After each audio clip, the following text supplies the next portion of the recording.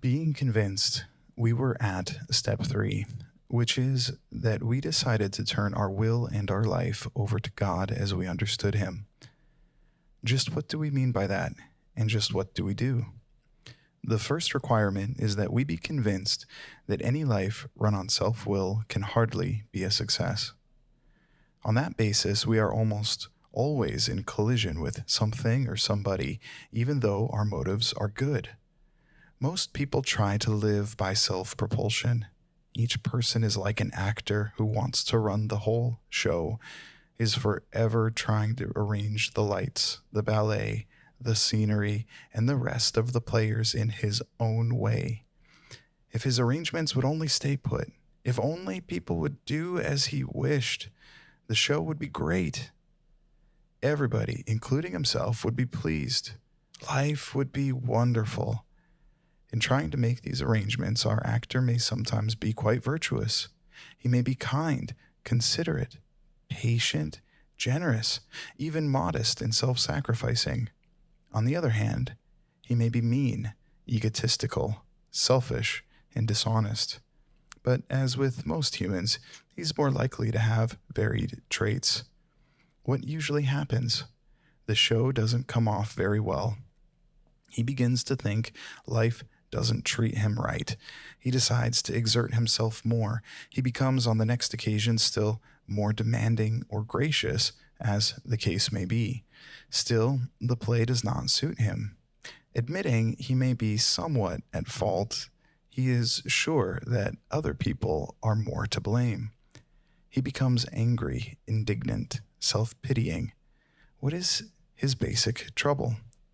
Is he not really a self-seeker, even when trying to be kind? Is he not a victim of the delusion that he can wrest satisfaction and happiness out of this world if only he manages well? Is it not evident to all the rest of the players that these are the things he wants?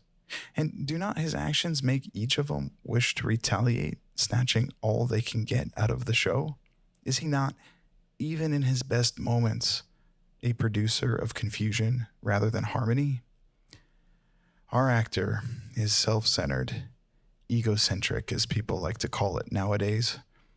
He's like the retired businessman who lolls in the Florida sunshine in the winter, complaining of the sad state of the nation. The minister who sighs over the sins of the 20th century. Politicians and reformers who are sure all would be utopia if the rest of the world would only behave. The outlaw safecracker who thinks society has wronged him, and the alcoholic who has lost all and is locked up. Whatever our protestations, are not most of us concerned with ourselves, our resentments, or our self-pity? Selfishness, self-centeredness, that, we think, is the root of our troubles. Driven by 100 forms of fear, self-delusion, self-seeking, and self-pity, we step on the toes of our fellows and they retaliate. Sometimes they hurt us, seemingly without provocation, but we invariably find that at some time in the past we have made decisions based on self which later placed us in a position to be hurt. So our troubles, we think, are basically of our own making. They arise out of ourselves. And the alcoholic is an extreme example of self-will run riot, though he usually doesn't think so. Above everything, we alcoholics must be rid of this selfishness. We must, or it kills us. God makes that possible, and there often seems no way of entirely getting rid of self without his aid. Many of us had moral and philosophical convictions galore, but we could not live up to them even though we would have liked to. Neither could we reduce our self-centeredness much by wishing or trying on our own power. We had to have God's help. This is the how and why of it. First of all, we had to quit playing God. It didn't work. Next, we decided that hereafter in this drama of life, God was going to be our director. He is the principal. We are his agents. He is the Father, and we are his children. Most good ideas are simple, and this concept was the keystone of the new and triumphant arch through which we passed to freedom.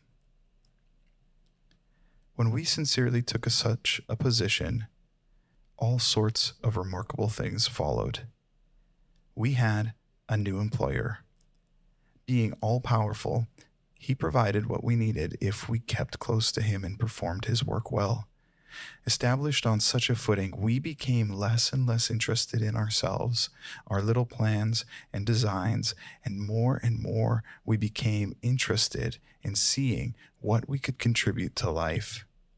As we felt new power flow in, as we enjoyed peace of mind, as we discovered that we could face life successfully, as we became conscious of his presence, we began to lose our fear of today, tomorrow, or the hereafter.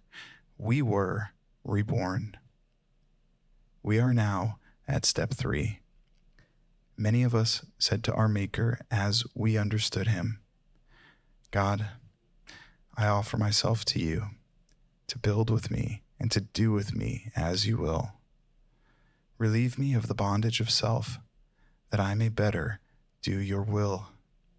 Take away my difficulties, that victory over them may bear witness to those I would help of your power, your love, and your way of life. May I do your will always. We thought well before taking this step, making sure we were ready and that we could at last abandon ourselves utterly to him.